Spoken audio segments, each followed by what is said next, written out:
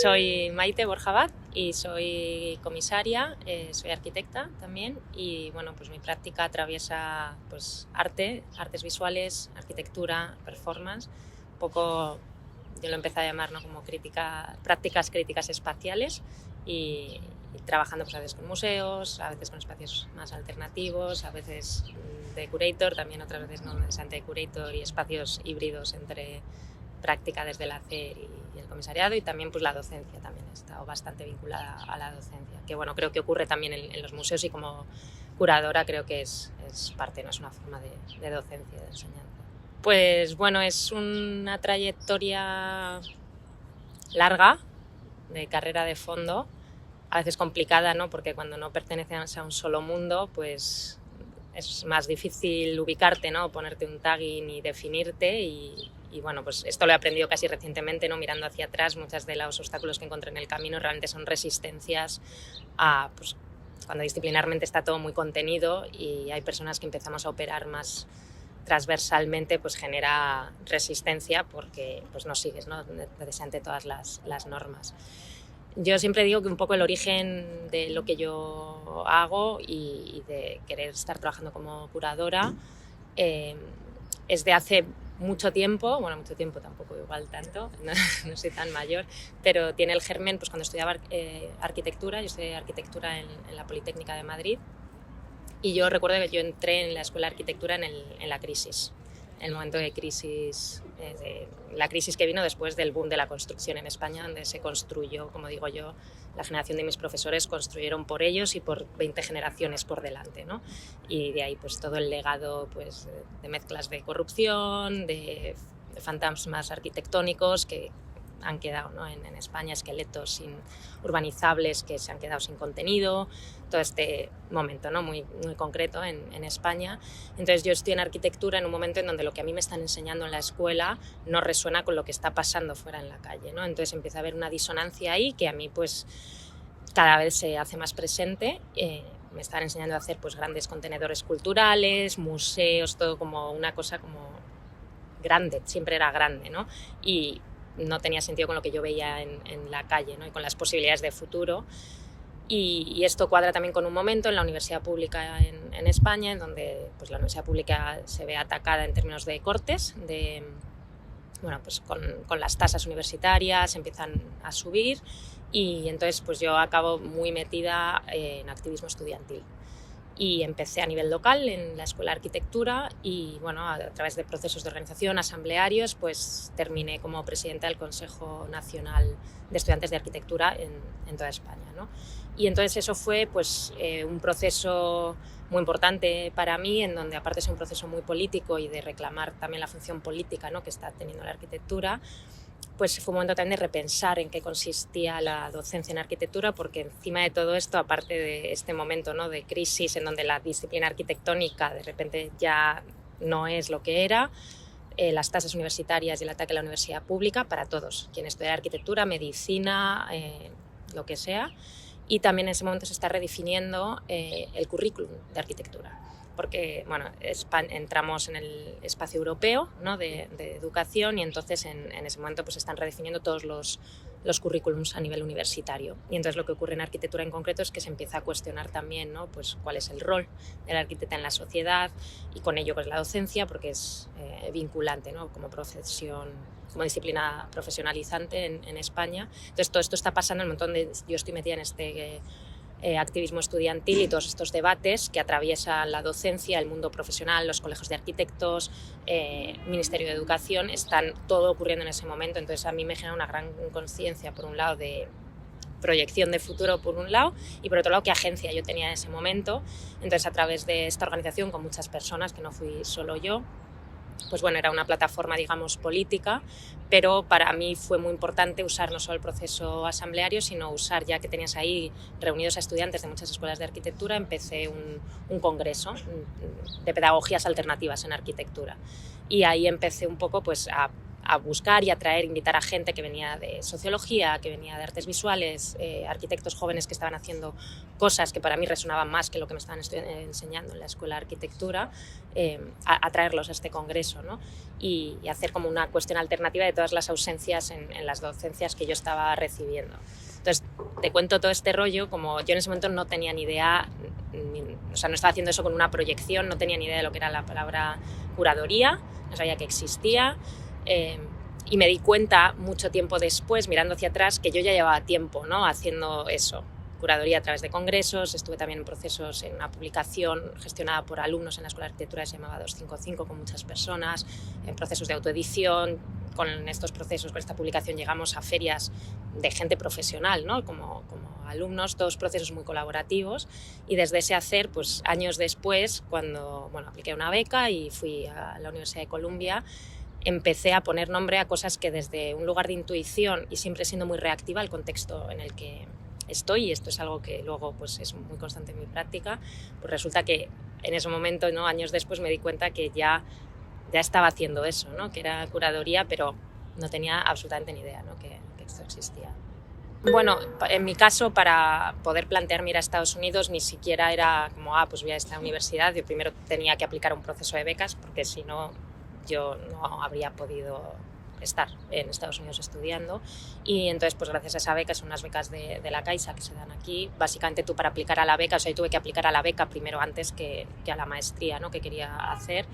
Y entonces, en ese proceso de la beca, tú lo que tienes que hacer es presentar un proyecto que casi es como de vida, ¿no?, y entre ellos justificas por qué ese máster y en qué sitio. Entonces, el enfrentarme a preparar esa beca, necesité pues hacer un poco de investigación, ver qué másters había, y en Columbia pues era el que de repente, pues en esa investigación, buscando, pues para mí veía ahí algo de lo que para mí había sido una ausencia en mi formación, ¿no?, que precisamente tenía que ver con una interdisciplinaridad, más desde el pensamiento, la crítica, pero tampoco como old school, ¿no?, de la academia, sino desde un lugar en donde el formato se cuestiona, la práctica arquitectónica se cuestiona, las prácticas visuales, ¿no?, o la investigación misma se cuestiona. Y entonces, pues en ese proceso de investigación y búsqueda para aplicar a la beca, topé con el máster, ¿no?, en el que eventualmente pues me dieron la beca, y una vez con la beca en la mano ya apliqué al máster, me aceptaron y por eso acabé ahí. ¿Qué máster era? Es el Master in Critical, Curatorial and Conceptual Practices in Architecture, que de hecho era un máster bastante nuevo. Yo, ahora me fallan las fechas exactamente, pero igual yo era como la sexta generación, una cosa así. Entonces, pues no llevaba tantísimos años y bueno, digamos que sería como el máster de crítica y teoría de la arquitectura, pero contemporáneo, ¿no?, en donde no es ese old school académico. Te dan las herramientas si eso es lo que te interesa, pero también abre, ¿no?, y expande desde otro lado. Y pues una vez que ya estaba allí, ¿no?, en Columbia y recibiendo determinadas clases, pues muchas cosas que yo había hecho desde la intuición, que no le ponía ni nombre, de repente escuchando dije, ostras, esto era, ¿no?, esto era lo que yo estaba haciendo, ¿no? Y dices, bueno, a veces que habría a lo mejor llegado más rápido, ¿no?, si alguien me hubiera expuesto a estas formas de pensamiento, aunque bueno, también creo que hay un valor, ¿no?, en el camino que yo andé y cómo llegué a eso. Si me preguntas el origen, yo te cuento el origen. El origen de por qué yo terminé estudiando arquitectura, o empecé, es, a mí me fascinaba, yo estaba muy conectada siempre pues con las artes, la cultura. Yo tengo formación de violonchelista desde muy pequeña y estaba en el Conservatorio Profesional de Música mientras estaba en el colegio, entonces pues siempre he estado muy cerca, más allá de tener una formación en un colegio normal, pues siempre he estado haciendo muchas cosas que me vinculaban con distintas formas, ¿no?, de cultura, desde pues una vocación muy personal, porque nadie en mi familia estaba conectada, ¿no?, con el mundo de la cultura de esta forma. Siempre me han apoyado, ¿no?, en todos esos deseos, pero para ellos era algo súper distante. Entonces, bueno, desde ese apoyo, pues siempre desde muy pequeña he estado metida, pues he hecho de todo, teatro, danza, natación sincronizada, estuve bastante tiempo, y música. El violonchelo siempre ha sido parte de mi vida y yo creo que eso ha sido algo que ya desde muy pequeña me abrió como a un mundo que no es lo más normativo que recibes en un colegio normal, ¿no? Y bueno, y estando en ese colegio normal, pues esa pasión pues por las artes estaba por un lado, ¿no?, esa pulsión, Por otro lado, soy una freak de las matemáticas y la física. De hecho, mis primeros trabajos fueron mejor pagados, diría yo, como pues dando clases a estudiantes más jóvenes, ¿no? De matemáticas y de física. Y supongo que es un poco básico, pero bueno, estudiando el bachillerato en Madrid, pues yo estudié el bachillerato tecnológico y pues porque me encantan las mates y la física, se me daban bien y siempre era como, ay, tienes que hacer una ingeniería. Y yo como, pues una ingeniería es que no me llama nada, sé que la resolvería estupendamente, pero no me apetece. Y entre esa pulsión por las artes, la filosofía me apasionaba, pues arquitectura se convirtió en una especie de lugar en donde no tenía que renunciar a lo más técnico, que me interesaba, se me daba bien, y tampoco pues al pensamiento, ¿no? Y bueno, yo estudié en la universidad pública y aquí cómo funciona es que una vez que te gradúas en el bachillerato haces la selectividad y pues pones las carreras y mi primera opción era arquitectura y la segunda filosofía, ¿no? Entonces, bueno, pues así acabé en arquitectura. ¿Pero creciste en Madrid? Bueno, yo nací en Sevilla, en el sur de España, y desde los 7 años o así, pues mis padres se mudaron a Madrid. Ninguno son de Sevilla ni de Madrid, son de distintas partes de España. Mi madre es del País Vasco, mi padre es de Soria, aunque creció en Madrid, y bueno, nos hemos movido un poco como familia. Y sí, Madrid es donde yo me he criado, no nací ahí, pero es donde me he criado y de donde me siento, sí. Aunque llevo muchos años ya fuera de Madrid, en realidad. Pues mira, ahora que estoy viviendo en Bilbao, un lugar que me ha venido muchas veces a la memoria es la casa de mi abuela, de hecho, que es una casa enanísima, en Otxarkoaga, de hecho es en Bilbao, no en Madrid, ¿no? Que es donde yo me he criado. Y es memorable porque es como el apartamento más pequeño donde yo he visto a alguien vivir.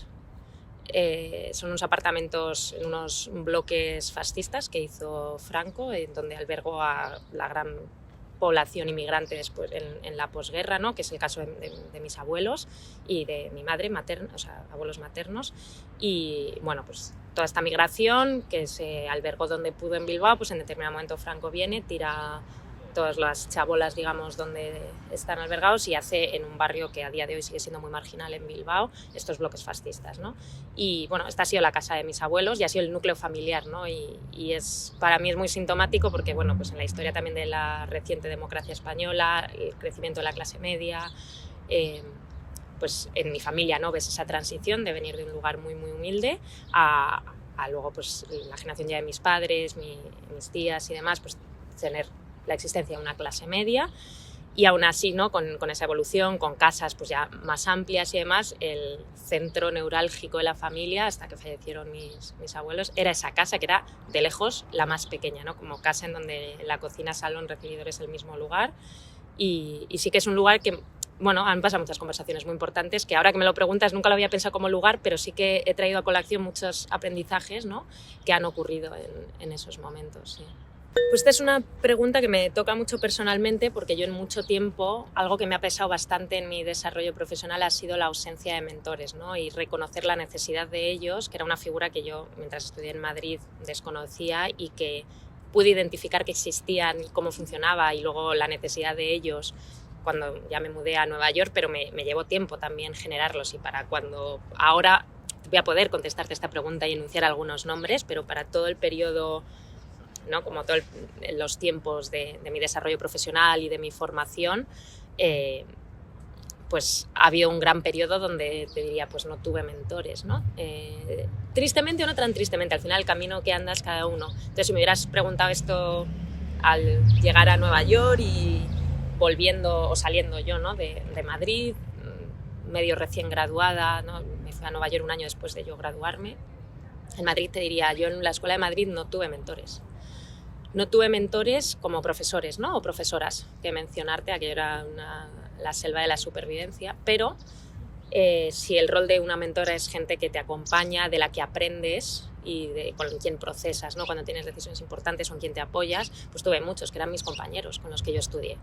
Te diría que no tengo ningún profesor que enunciarte que me marcó en la universidad en Madrid, pero me marcó muchísimo la formación que tuve ahí a través de mis compañeros. O sea, esta cosa de sentir que no me están enseñando nada en el aula, me están pidiendo cosas y sé que las voy a poder resolver aunque no me lo han enseñado en el aula, ahí estaba todos esos compañeros y esa facilidad de compartir, de hacer cosas conjuntamente, de aprender, ¿no? Algo lo que tú sabes, lo sabe el otro y ese conjunto, esa masa de compañeros es gracias a los cuales yo aprendí muchísimo, y la formación que yo tengo en mi tiempo en la escuela en Madrid es súper valiosa para mí, y sé que yo no habría llegado donde he llegado sin haber pasado por ahí, pero quien hizo eso posible, pues siento el disappointment, ¿no? Pero no fueron profesores, pero fueron mis compañeros. Sí, también de ahí el valor, ¿no?, a esa comunidad educativa en donde los alumnos somos tan parte, ¿no?, como de las decisiones a nivel de currículum, a nivel, bueno, son procesos democráticos en la Universidad Pública en Madrid, ¿no?, como los alumnos votamos y nuestro voto vale tanto como el de un profesor asociado, digamos, ¿no?, y de ahí el ver que el motor de esa escuela son esos alumnos, ¿no?, y esa manera tan colaborativa de trabajar, cosa que luego yo la di por sentada cuando me mudé a Estados Unidos, y ahí, por ejemplo, igual que tengo muchas cosas muy buenas, ¿no?, que decir, pues a nivel académico esa no fue la experiencia necesariamente, pero sí que para mí fue algo muy importante en Madrid. Mis compañeros, ¿no?, con los que aprendí, crecí, me choqué de bruces con cosas que digo, pues si nadie nos ha explicado nada, ¿cómo vamos a poder hacer esto? Y efectivamente podíamos terminar haciéndolo porque compartíamos, ¿no?, lo que cada uno sabía. Y luego es una historia casi a la inversa, ¿no? Cuando fui a Nueva York, pues a partir de ese proceso sí empiezan a aparecer ya nombres, ¿no?, en este proceso de acompañamiento. Pues para mí, tanto Felicity Scott como Mark Wasiuta, que son los fundadores y los directores del máster que hice en Columbia, ha sido clave, ¿no?, su manera de, bueno, no solo su scholarship, sino su manera de generar, ¿no?, conjunto a través de todas las que formábamos parte de ese máster, esos acompañamientos. A mí se me quedó clavada la primera tutoría, ¿no?, que yo tuve con Felicity Scott, que me costó mucho porque claro, yo venía de un sistema en donde la relación con el profesor era inexistente, ¿no?, como no oses molestar al profesor en decirle algo. Entonces, claro, te vas a un sistema educativo que es totalmente opuesto, pero a mí me costó mucho, ¿no?, de decir, no, yo hasta que no tenga ya algo súper desarrollado no voy a pedir un one-on-one. Y claro, y la gente iba en plan, hoy he pensado esto por la mañana y vengo y te lo cuento.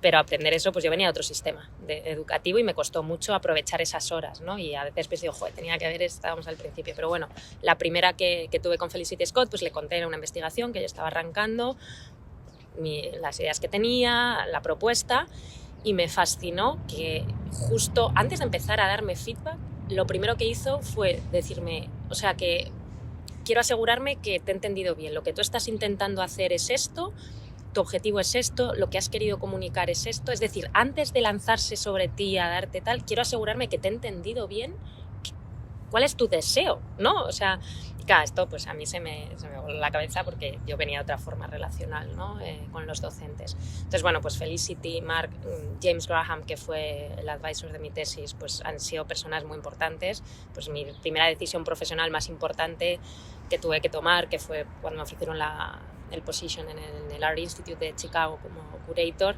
pues tuve ahí como un solape de compromisos porque estaba dando clases en Columbia, entonces no sabía si, o sea, no quería renunciar, pero me pedían que me involucrara ya, no que me moviera a Chicago, y ese proceso de decisión, pues ahí, por ejemplo, James Graham fue un advisor clave, ¿no?, en yo poderle compartir ya pues a nivel personal y profesional, no es un advisor solo de un paper, sino de tomar esas decisiones.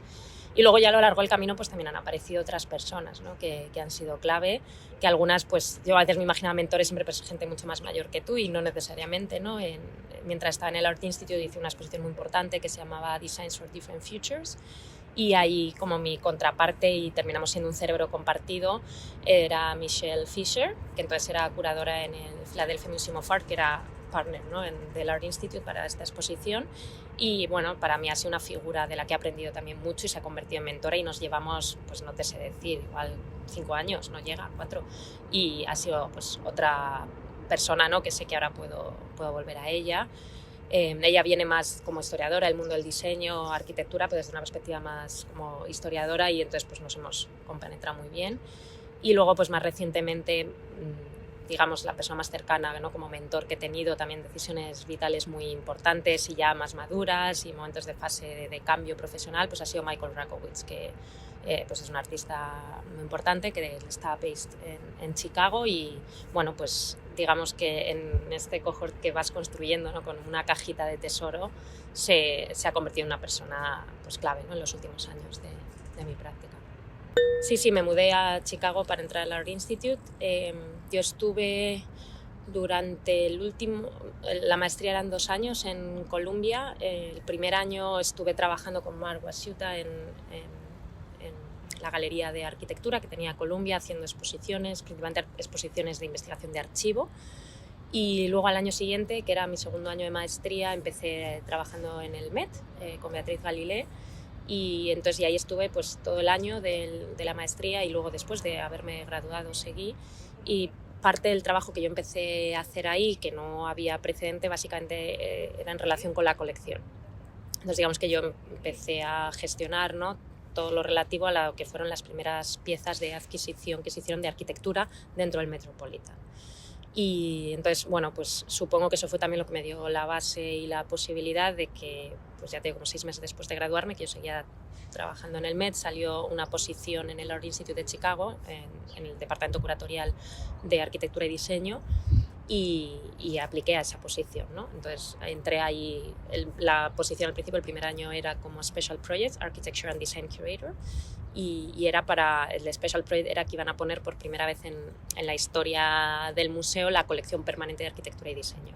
Obviamente la colección, que llevaba años, ¿no?, formando parte y existiendo en el museo, se había utilizado para exposiciones monográficas, alguna exposición colectiva que trae fondos de la colección, pero nunca se había como revisado todos los holdings y decir, en esto, ¿no?, consiste, y poner una galería que se hace permanente siempre con la colección. Entonces yo entré en ese proceso, ¿no?, para ese proyecto, que era el Special Projects Curator con otras 2 curadoras, con Zoe Ryan y Alison Fisher del departamento, y lo hicimos entre las 3. Y ya al terminar esa exposición me ofrecieron ya la plaza y me quedé. Entonces me mudé por 1 año. Y ha sido bastante sintomático porque luego el siguiente, 5 años después, el siguiente museo en el que he estado, que ha sido el Guggenheim de Bilbao, ha sido también para una reinstalación de la colección propia. Y la verdad es que ha sido fascinante, ¿no? Al principio me costó mucho en el Art Institute cuando entré a hacer la colección, ¿no?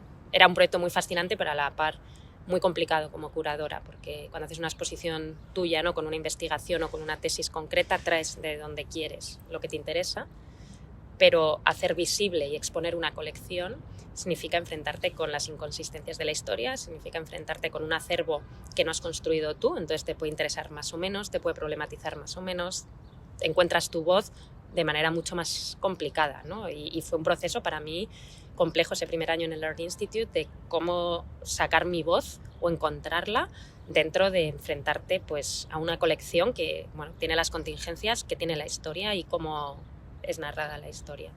Y bueno, pues ha sido bonito 5 años, ya 6, ¿no? Después de eso, entrar en otra institución y ya ser consciente de no me apetece esto. Me apetece porque ya sé que conocer una colección de una institución es como entrar a conocer el ADN. O sea, es como el punto de partida, ¿no?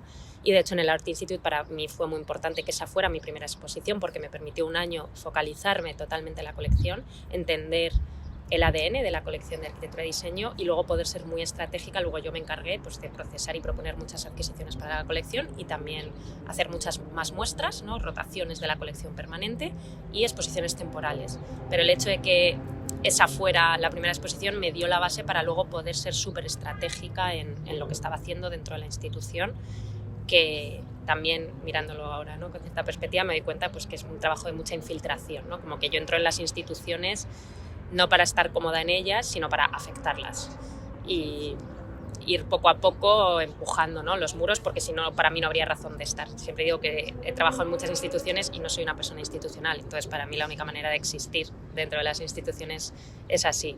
Y yo creo que ahí hay bastante germen en el activismo estudiantil, porque yo ahí al final lo que hacía ya era, aprendí mucho de leer instituciones, de procesos institucionales, de cómo funciona el poder, de cómo funcionan los posicionamientos, ¿no? Las implicaciones, que ya no es tú y tu deseo, sino cómo afectas a otras personas, porque al final yo cuando estaba ahí metida en activismo estudiantil estaba peleando por cosas que eran tasas universitarias, un currículum para estudiantes de arquitectura que a mí no me iba a afectar. Yo tenía mis tasas, yo estaba en el programa educativo que estaba, a mí no me iba a afectar nada de esto, era para lo que viniera después, ¿no? Y entonces creo que mucho de ese saber, de manera muy inconsciente, que me he encontrado con herramientas que a veces digo, no sé de dónde me ha salido esto, pero lo tengo por ahí, está en un repositorio, venía de ese momento. Sí, o sea, yo creo que hay muchas razones que confluyen en esto. Una de ellas es como cuáles son mis herramientas de pensamiento, ¿no? Y ahí una cosa que yo agradezco mucho al máster que hice y las maneras, ¿no?, de aprendizaje que tuve con Felicity y con Marc es aprender cómo determinadas herramientas de pensamiento igual siempre han tenido, ¿no?, como una jerarquía más validada, véase un ensayo académico, un paper, ¿no? Tiene como esa especie de reverencia que una exposición es como... Pero si empezamos a mirar hacia atrás la historia, empiezas a ver cómo esos cambios de pensamiento sí que han estado ocurriendo a través de exposiciones, han estado ocurriendo a través de gatherings, ¿no?, como un simposio, que no solo eso que está como publicado en tapa dura es lo que ha generado conocimiento, ni lo que potencialmente puede generar conocimiento. Y ahí te quitas como una capa de peso, ¿no?, de decir, bueno, pues cada uno tiene sus herramientas. Y algo más nativo a mí, obviamente escribo como curadora y me gusta, ¿no?, cuando escribo y estoy orgullosa de los textos que he generado, pero mis herramientas más nativas no es la escritura. O sea, ahí es donde, aunque estoy trabajando como curadora en artes visuales, como la última exposición que he hecho, he estado colgando rozcos, ¿sabes? O sea, que nada, o sea, años luz, ¿no?, de nada que ver con la arquitectura, pero aún así soy arquitecta de formación. Entonces, para mí la manera nativa de pensar es a través del espacio, es a través de lo visual, no es a través de la escritura. Hay un momento que para mí fue revelador en identificar cuáles eran mis herramientas de pensamiento, que fue cuando estaba en Nueva York haciendo el máster. Tomé una clase que parte de lo guay de esto era que cogías un poco, te hacías el currículum como a ti te diera la gana, ¿no? Y yo, pues en mis transversalidades random, pues una de las asignaturas que cogí era con Saskia Sassen, en sociología, sobre, bueno, globalización, economía global. Y bueno, yo llegué a esa clase dentro de la Facultad de Sociología, donde el resto de los alumnos, pues era una clase, recuerdo además, con una mesa enorme, con unas mesas muy altas de madera, y eran casi todos eran estudiantes o bien de sociología o psicología y filosofía, y alguien de economía, y yo. Y entonces yo llegué preparada con los readings, ¿no?, para la primera clase, y claro, mi manera de preparar los readings, o sea, yo me leía todo para esa clase y cualquier otra, y luego era pues organizar los conceptos para mí espacialmente en una hoja, en diagramáticamente, pues porque son las herramientas de pensamiento o de digestión de pensamiento que yo he ido desarrollando a lo largo de mi vida. Y entonces llego a esa clase y claro, el resto de las personas vienen de un background de humanidades. Y entonces su manera de trabajar, esos textos que se habían leído, que eran los mismos que yo, todos tenían al lado como una hoja de Word, muy probablemente, impresa con texto, pues resúmenes, digamos, ¿no? Que para mí esto es como si yo tengo que compartir algo, voy a ir a esto y me cuesta lo mismo que leer otro texto, ¿no? Y ahí me entró un momento como que yo guardé, ¿no?, como mis esquemas y mis cosas, tipo, no estoy en este lugar. Y luego pasó la clase y fui exactamente igual de capaz de participar que el resto de las personas. También es verdad que yo había llegado a ese lugar pues desde unas herramientas que no eran necesariamente las que tenían las otras personas, ¿no? Entonces, esto tiene que ver con la pregunta del por qué las exposiciones, ¿no? Yo vengo desde una manera de hacer con el espacio, de diseñar, ¿no? El proyecto arquitectónico es una metodología muy concreta de pensamiento y de trabajo y de generación. Y yo siempre, las exposiciones para mí es eso, ¿no? Yo no soy historiadora, entonces no vengo evaluando desde la distancia, digamos que soy muy intervencionista, tengo mucha autoría, ¿no? Y trabajando con artistas, pues muchos, ¿no?, me dicen es que trabajar contigo como curadora es como trabajar con un artista, porque yo vengo desde el hacer, no desde el observar como historiadora, sino desde el hacer y trabajar con las condiciones de contorno, ¿no?, desde cuál es el espacio antes que pensar cuál es el checklist necesariamente. Entonces, por eso para mí las exposiciones es una manera bastante más nativa a las herramientas de pensamiento con las que me siento más cómoda, más que un ensayo. No quita que escriba ensayos, ¿no?, y que un ensayo influencie una exposición y viceversa. Entonces, eso, por un lado, es lo que tienen las exposiciones para mí. Las exposiciones, la performance, algo que ocurre desde la experiencia de estar en el espacio de una manera muy concreta, ¿no?, que es lo que te permite una exposición o una performance. Luego también me interesa mucho la movilidad de conocimiento entre distintas audiencias, ¿no?, que esto también pues, fue un aprendizaje de una manera diferente, ¿no?, de cuando yo estaba como dentro de este activismo estudiantil, que veías que había conversaciones o un tema en donde tenían poder e influencia e intereses como sectores muy diferentes, pero la manera en cómo se enuncia esas preocupaciones es diferente, depende de qué sector sea. Y es lo mismo, ¿no? Para mí, haciendo exposiciones es una manera de movilizar conocimiento entre distintas audiencias.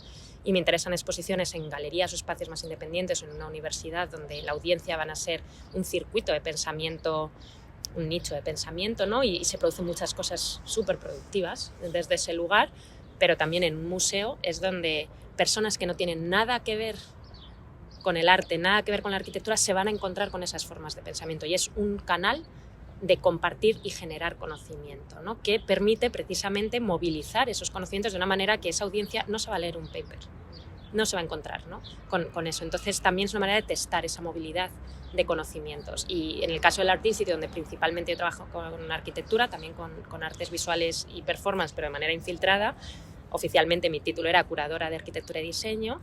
Ahí yo siempre decía, digo, mucha gente que viene al Art Institute probablemente viene a ver la exposición última de Monet que han hecho, pero si en lo que buscan esas galerías se tropiezan y se confunden y acaban en la galería de arquitectura y se encuentran con 3 cosas, yo no renuncio a la posibilidad de aprendizaje que ocurra en esas 4 personas, ¿no? Y la posibilidad de pensamiento de que entiendan el afecto que tiene la arquitectura, porque la arquitectura nos afecta a quien nos interesa y a quien no, porque es parte de nuestro día a día, ¿no? Como le prestemos atención o no. Entonces ahí es un poder que, de nuevo, de manera inconsciente, pero ahora, ¿no?, reflexionando hacia atrás, veo que me interesa mucho, que es esa movilidad entre distintas audiencias de pensamientos, ¿no? Bueno, para mí ha sido siempre un reto, ¿no? Como en esta movilidad de audiencias, no renunciar a ninguna y pensar que una exposición, cualquiera sea la exposición, puede ser un espacio de, no te digo de enseñanza directamente, sino de generador de conocimiento, ¿no? Y cuando hacía muchas exposiciones digo, quiero que cuando alguien que ya es un experto en la materia entre aquí, pueda llevarse algo. Entonces, bajo esa lógica, pues si yo hago una cartela excesivamente didáctica de escribir, esto es un plano, que no, pues ya he perdido ese extra, ¿no? Que a lo mejor una persona especializada, en plan, una persona especializada ya puede leer que esto es un plano y cómo está funcionando, y a lo mejor ese trocito de texto que le da un giro a la perspectiva en cómo yo estoy mirando eso, puede ser un lugar, ¿no? Una herramienta para esta persona ya especializada. Por otro lado, puede haber una persona que entre que no sabe leer plantas o secciones.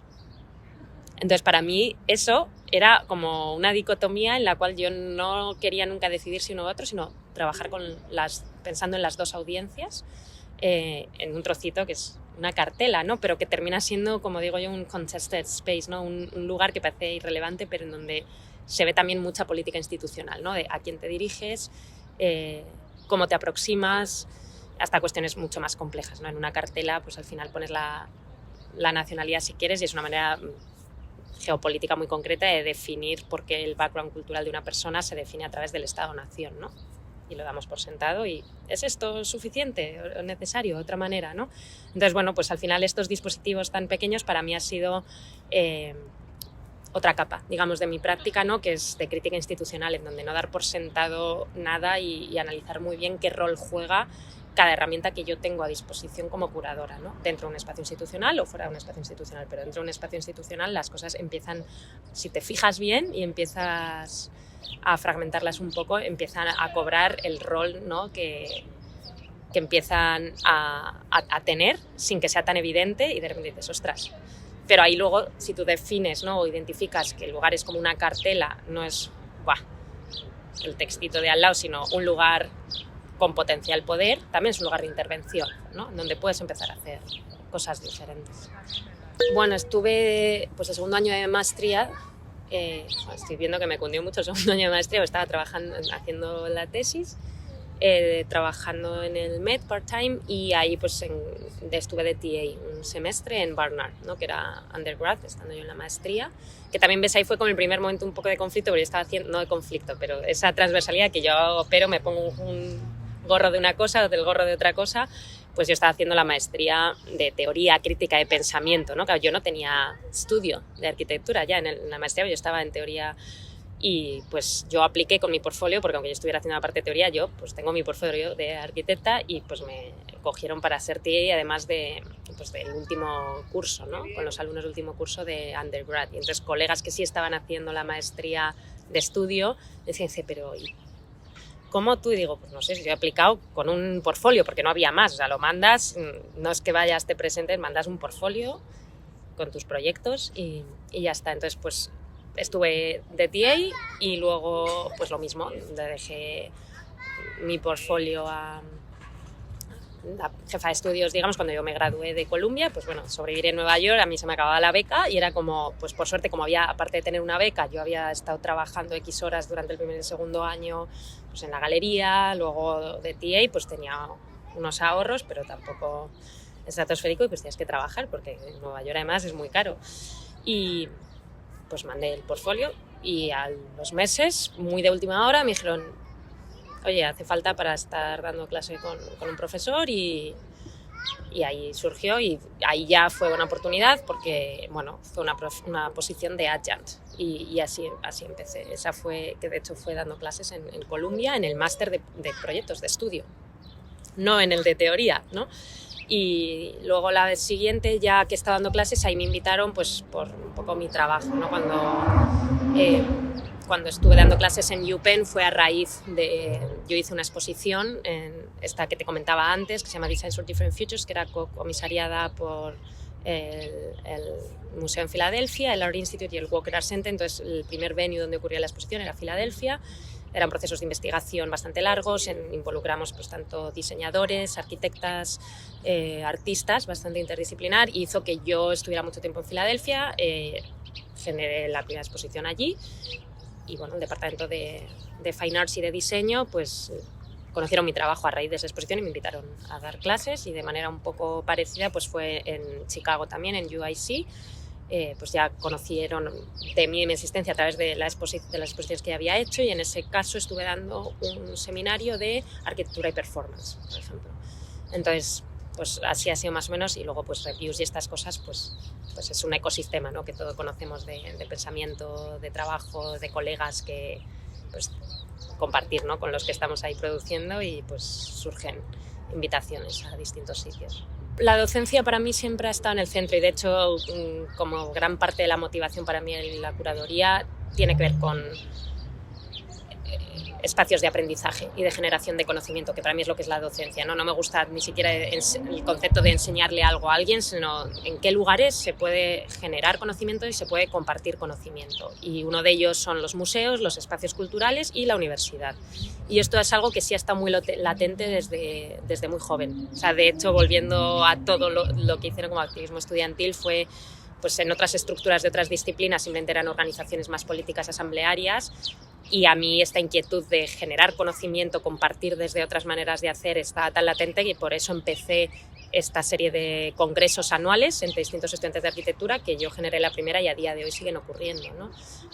Y esto tiene que ver con esta pulsión de, no de ser profesora, sino de compartir y generar constantemente conocimiento, y obviamente pues la docencia es uno de los espacios donde esto ocurre. Bueno, mi día a día como curadora son pues muchas personas a la vez, ¿no? Hay veces que mi día a día, pues ahí no trabajan en museos muy grandes donde hay una colección, además de hacer exposiciones, pues pasa mucho por estar dentro del museo, y ahí hay días que tienes vida de oficinista, si quieres, ¿no? Con mucha gestión. Iba a decir administrativa, pero bueno, sí, gestión, aunque solo sea pues de cuestión de piezas, de préstamos, con un equipo, que esto no lo haces sola como curadora, ¿no? Tienes unos equipos enormes con distintos skills. Hay veces que el día es más pues estar en contacto con piezas de arte, ¿no? Estar pues tanto en el almacén identificando cosas, o haciendo una visita de estudio a un artista y estar, ¿no? Como allí en contacto. Y otras veces es estar en la obra, ¿no? Estar de montaje, estar en modo de producción. Entonces son muchas personalidades a la par, ¿no? Y otras veces es estar pues como investigadora, leyendo y escribiendo, ¿no? Entonces, claro, son día a días que pues depende en qué momento, que yo lo asocio mucho como en qué fase de desarrollo estás, ¿no? Frente a una exposición, si estás como conceptualizando, o estás produciéndola, estás a punto de inaugurar, estás a medio, significa cosas muy diferentes, y entonces mi día a día pues cambia mucho, ¿no? Puede ser, ya te digo, de estar frente al ordenador todo el rato haciendo cuestiones de gestión, emails y demás, estar constantemente en reuniones de coordinación con todo el equipo con el que necesitas, ¿no? Para hacer una exposición, o ni siquiera estar en el museo porque estás fuera, conociendo artistas, viendo su trabajo, en sus estudios, acompañando muchos procesos, que es algo que yo en mi práctica curatorial he hecho mucho, comisionar obra nueva, que para mí nuevo es muy natural, y he aprendido que es como qué locura, ¿no? Comisionar obra nueva, y más dentro de los museos, como hay muchos curadores que les asusta mucho el concepto de comisionar obra nueva, porque tienes que aguantar mucha parte del proceso sin tener una definición, ¿no? Trabajar muy conceptualmente, y vas generando decisiones de presupuesto, de diseño, de envíos legales, con un algo que todavía no está definido. Y entonces, claro, entiendo que pues, muchas compañías, a lo mejor más con un background de historiadoras, en donde la definición viene con lo concreto, esto es como, pero claro, viniendo desde un background como del proyecto, pues para mí es algo que llevamos haciendo toda la vida, ¿no? Como desde que entras en primero en arquitectura. Entonces, bueno, te contaba todo esto para decirte que mi día a día, depende en qué momento estoy, pues estoy en una oficina, estoy metida en el almacén de colección, estoy todo el rato reunida con distintos colegas de profesión que son necesarios para poner una exposición, estoy de viaje para ir a ver distintos artistas, hacer estudio visit, ir a una bienal, estar al tanto de lo que está pasando y de los discursos que se están moviendo, o estoy encerrada en mi casa escribiendo, ¿no? Creo un aprendizaje muy importante que aprendí bastante en la última exposición que yo hice en el Art Institute de Chicago con dos artistas maravillosos, Basel y Ruan, que son dos artistas palestinos, y fue la última exposición que yo hice en el Art Institute, y obviamente pues fue una exposición muy complicada por razones políticas obvias, el pensar el primer solo show, ¿no?, de estos dos artistas palestinos en uno de los Big US Museums, pues con una carga política pro-palestina muy presente en la práctica, y por eso yo les invité a hacer esta exposición, lógicamente con esa fricción ya en mente. Pues fue un proceso muy complicado y con mucha afectividad no necesariamente buena a nivel personal, tanto para los artistas como para mí, y ahí un aprendizaje muy importante ha sido el tener muy presente quiénes son tus aliados, ¿no? Tus aliados de pensamiento, tus aliados, sobre todo cuando crees en lo que estás haciendo. Y sí, yo siempre he tenido muy claro, ¿no?, que la forma de hacer individual no existe, es una falacia. O sea, por mucho que nos lo hayan enseñado, sobre todo esta especie de hito como el genio solitario, el arquitecto, siempre además será, ¿no?, históricamente como hombre blanco, no es real. Detrás de todos esos arquitectos que estudiamos singularmente había un ejército de mentes. Y entonces yo esto es algo que he tenido siempre muy presente y siempre he trabajado, ¿no?, muy colaborativamente y en maneras de trabajar también muy móviles, ¿no?, un poco como de ameba, que según el contexto en el que estás te vas modificando y te vas adaptando y vas cogiendo a gente contigo por el camino, ¿no? Pero para mí siempre eso, aunque estaba muy claro, tenía más que ver como con lo más pragmático, si quieres, ¿no?, del lugar en el que estás. Entonces un aprendizaje muy importante a raíz de esta exposición ha sido también a nivel intelectual, de pensamiento, ¿no?, decir, cuando hay algo complicado y estás haciendo algo en lo que crees, como era en este caso, ¿no?, con la causa palestina, tener capacidad de, nunca sé cómo decir esta palabra en español, pero enact, ¿no? Enact your network.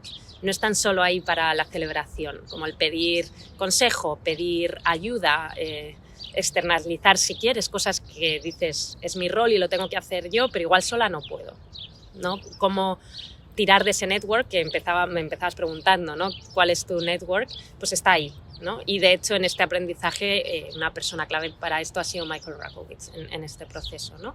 Y creo, bueno, pues en esta cuestión, trabajando dentro de la cultura como curadora, para mí una vocación política muy importante. Bueno, lo reconozcamos o no, todos somos seres políticos en el momento donde vivimos en sociedad, y bueno, eso a veces es complicado si crees en el trabajo que estás haciendo. Entonces no ir sola todo el rato, ¿no?, sino como tirar y confiar en el network intelectual, ¿no?, de colegas que están esparcidos por el mundo, pero que apoyan. Yo creo que este ha sido un aprendizaje bastante importante. La verdad es que no he pensado mucho más a lejos del futuro, porque como te digo, siempre soy muy reactiva al contexto en el que estoy o la realidad, lo que sea que eso significa, en cada momento va a significar una cosa, pero eso siempre me ha llevado a lugares que yo no tenía proyectados, ¿no? O sea, yo no tenía proyectado ir a Chicago, y ha sido pues una de las experiencias más importantes laboralmente para mí. No tenía en mente volverme a España y aquí he estado, y mucho menos no tenía en mente estar en Bilbao, y acabé trabajando con el Guggenheim. Entonces no soy muy de proyectar, soy más de dejar espacio para poder ser reactiva, ¿no?, y leer por qué lugares ir moviéndome.